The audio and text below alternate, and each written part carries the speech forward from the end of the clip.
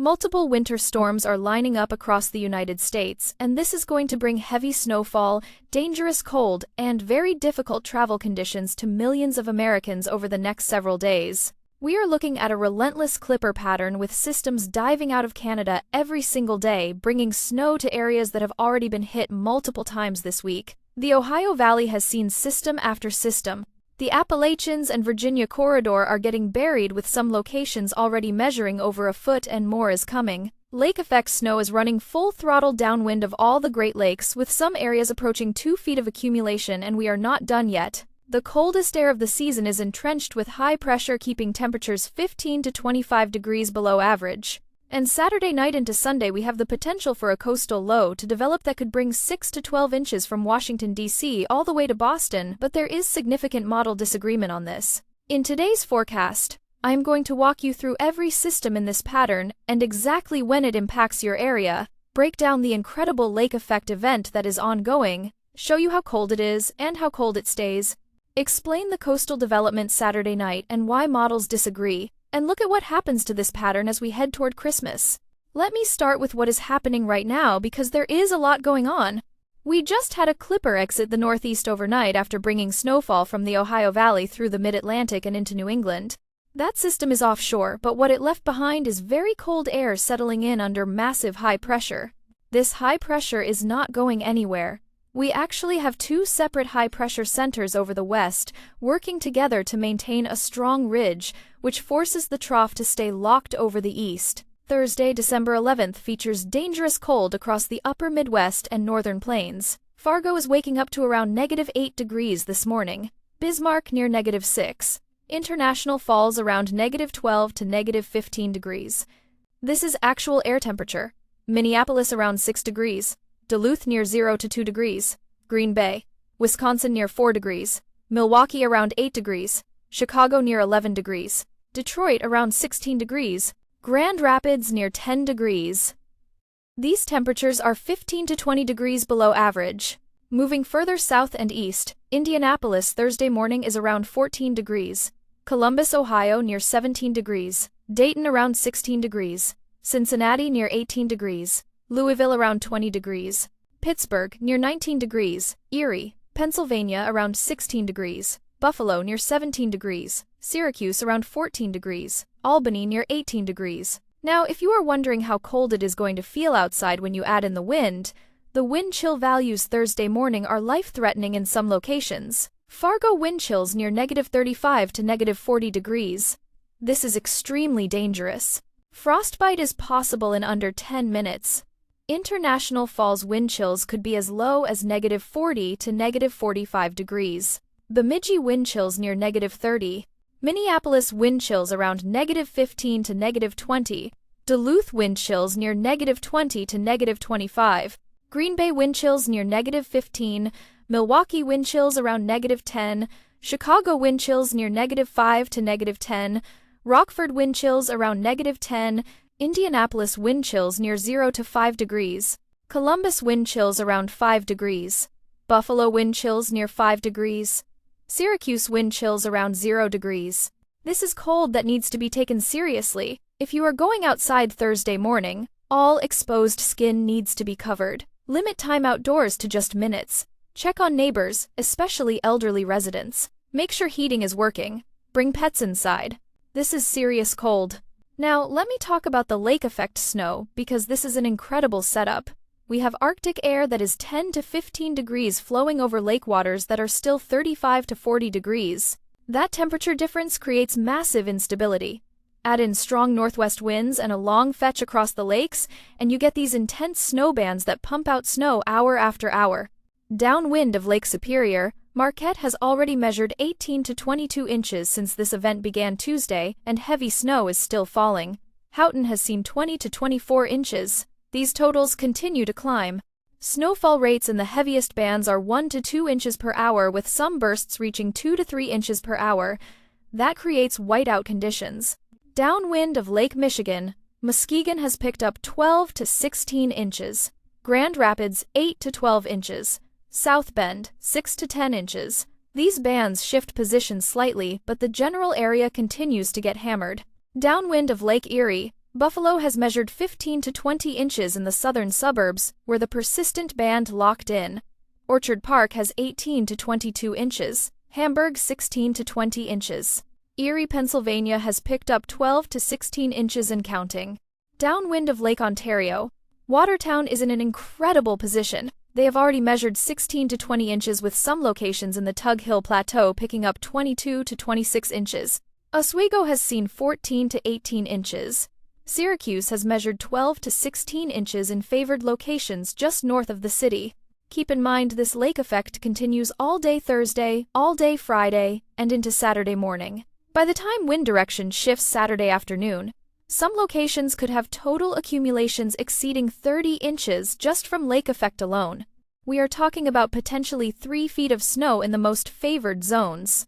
Now let me walk you through the clipper systems. By late Thursday night into early Friday morning, another clipper drops southeast out of Montana and the Dakotas. This system takes a southern route. Picture here is Friday afternoon around 1 p.m. The clipper is bringing moderate to heavy snow across Kentucky, West Virginia, and Virginia. Charleston, West Virginia is looking at 4 to 7 inches Friday.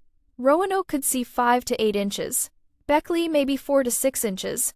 Lexington, Kentucky, 3 to 6 inches. Even Asheville, North Carolina could pick up 2 to 4 inches. I want to remind you, this is the third significant system to impact this region in less than a week. Charleston by Saturday could have 18 to 24 inches total from all events combined. Roanoke, 15 to 20 inches. That is a lot of snow to deal with. While that Friday system wraps up Friday evening, another clipper is already taking shape in Montana. This is the relentless nature of this pattern. Notice how these systems follow almost the same track every time. By Saturday morning around 8 a.m., snow is falling across Iowa. By noon Saturday, that snow has spread into Chicago. By 2 p.m. Saturday afternoon, Indianapolis is seeing the heaviest snow. By 4 p.m., Columbus has snow. By 7 p.m., Saturday evening, Pittsburgh is seeing snow. Des Moines is looking at 3 to 6 inches Saturday. Chicago could see 3 to 5 inches. Indianapolis is looking at 4 to 7 inches. I think this could be on the higher end of that range.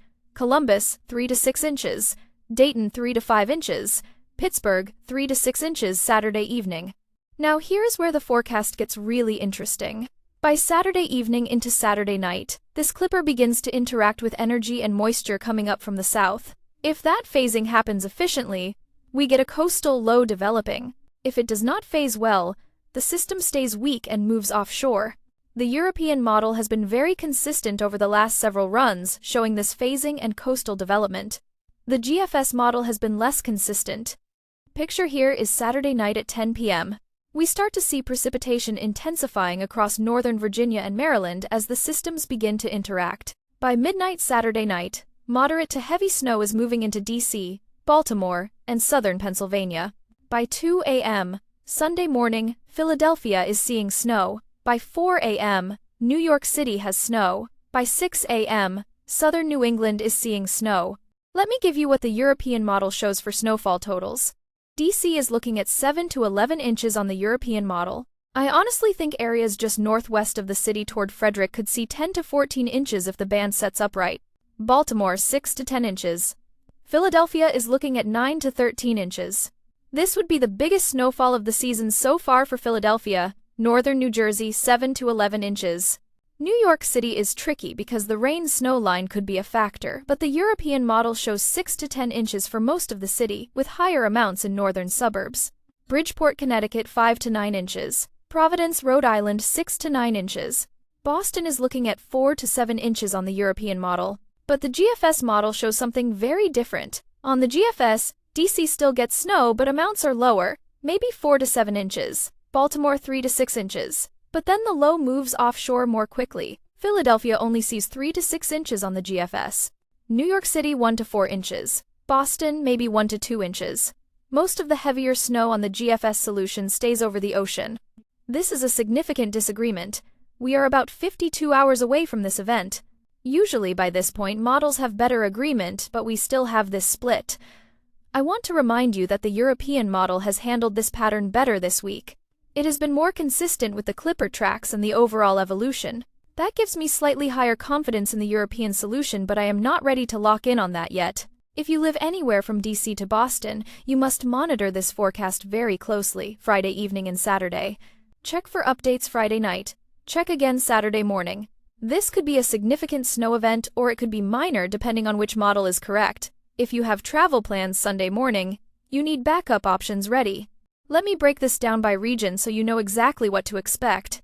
If you are in the northern plains like North Dakota and South Dakota, Thursday is extremely cold with dangerous wind chills. Highs only reach 0 to 5 degrees in many locations. Some areas may not get above 0 all day. Overnight lows Thursday night drop to -15 to -25. Wind chills Thursday morning are life-threatening at -35 to -45. Friday is still very cold with highs in the single digits. Saturday finally moderates with highs reaching 10 to 15 degrees. Each clipper brings 1 to 3 inches of light snow. Roads remain snow-covered and icy through the weekend.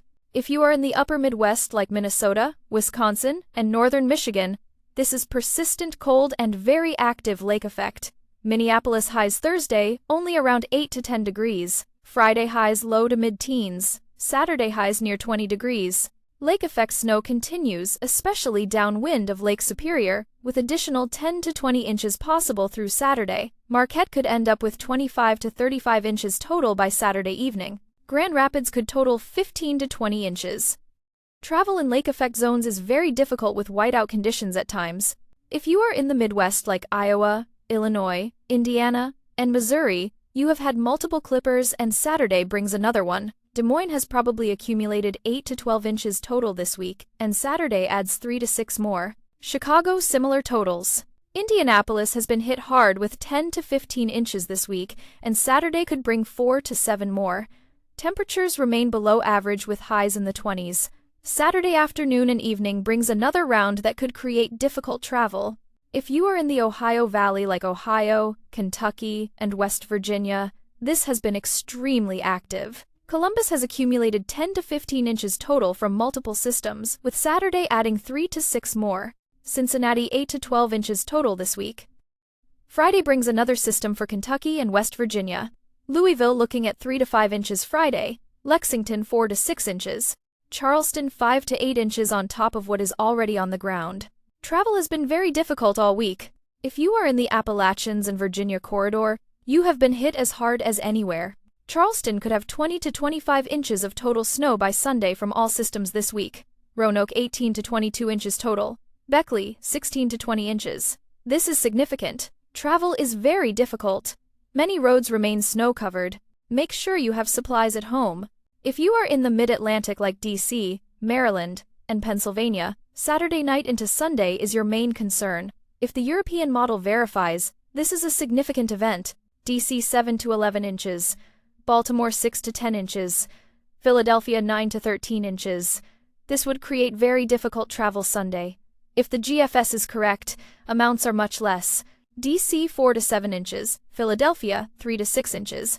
Monitor closely Friday and Saturday. Have flexibility in your plans.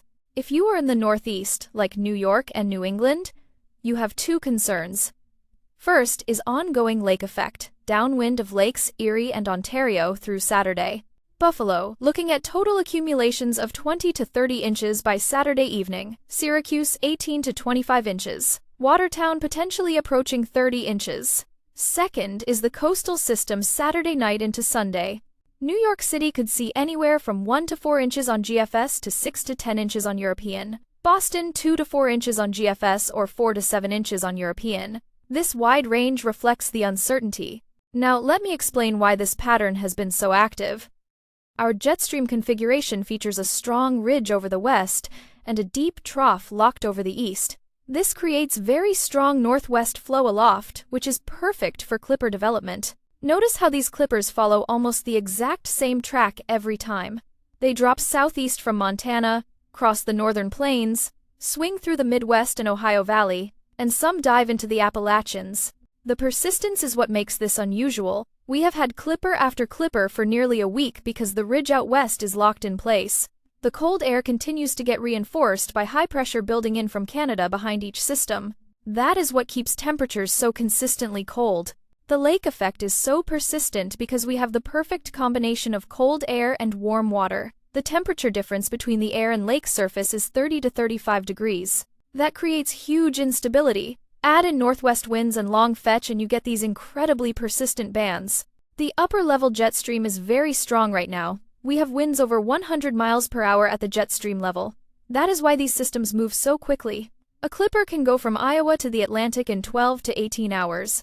Confidence is very high on the ongoing lake effect through Saturday. Confidence is high on Friday's clipper, impacting Virginia and West Virginia. Confidence is moderate to high on Saturday's clipper, moving through the Midwest. Confidence is lower on the coastal development Saturday night into Sunday. That remains the biggest question mark. After Sunday, this pattern begins to shift. The jet stream configuration becomes more zonal, meaning it flattens out. The clipper activity slows down significantly. We might see one more system around Tuesday or Wednesday next week, but nothing like what we have been dealing with. Milder air begins to push northward from the Gulf around Tuesday, December 17th through Thursday, December 19th. Temperatures could run slightly above average for a brief period, especially across the south. This is a classic pattern reload. All of the Arctic air that has been pulled down retreats back into Canada and the Arctic. While it is up there, ice and snow build up. The air gets even colder. Then around December 23rd through December 26th, models suggest that cold air gets released again, bringing another surge just in time for Christmas. The models are showing a system around Christmas Eve that could bring snow back to the Midwest and Great Lakes. But we are talking 11 to 13 days out, so confidence on those details is very low. What I am more confident about is the general idea that we get a brief break from the cold next week, followed by a return to colder conditions around Christmas. Looking at total snowfall over the next 7 days, the biggest accumulations are clearly in the lake effect belts. Upper Peninsula of Michigan could see 25 to 35 inches total combining lake effect and clippers. Buffalo 20 to 30 inches. Syracuse 18 to 25 inches. Watertown 25 to 35 inches. Erie 15 to 25 inches. The Midwest sees respectable totals, with most areas picking up 8 to 15 inches total from multiple clippers. The Ohio Valley similar amounts. The Appalachians see significant totals with Charleston potentially reaching 25 inches total. The Mid-Atlantic and Northeast amounts depend heavily on Saturday night's system. If the European model is right, Philadelphia could see 15 to 20 inches total for the week. If the GFS is right, those numbers are cut in half. So, to summarize, multiple clipper systems continue to impact the same areas through Saturday, bringing accumulating snow to the Midwest, Ohio Valley, Appalachians, and potentially the Mid-Atlantic. Lake effect snow continues to pile up downwind of the Great Lakes, with some locations potentially seeing 3 feet by Sunday. Dangerous cold continues, especially Thursday morning, with life-threatening wind chills across the northern plains. The big question is, Saturday night into Sunday, with a potential coastal low that could bring significant snow from D.C. to Boston, but model agreement is lacking. After Sunday, the pattern shifts toward a zonal flow with a brief warm-up possible next week, before cold potentially returns around Christmas. If you have travel plans this weekend, especially Saturday night into Sunday along the I-95 corridor, monitor the forecast closely Friday evening and Saturday morning. This coastal system has significant uncertainty. Make sure vehicles are prepared with emergency kits, including blankets, food, water, flashlight, and phone charger. If you are in lake effect snowbelts, travel is extremely difficult Thursday and Friday with whiteout conditions possible. Check on elderly neighbors and anyone who may be vulnerable. Make sure heating systems are working. Keep pets inside during the extreme cold Thursday morning. If you must be outside in areas with dangerous wind chills, limit time to just minutes and make sure all exposed skin is covered. Thank you so much for watching, and we will see you in the next one.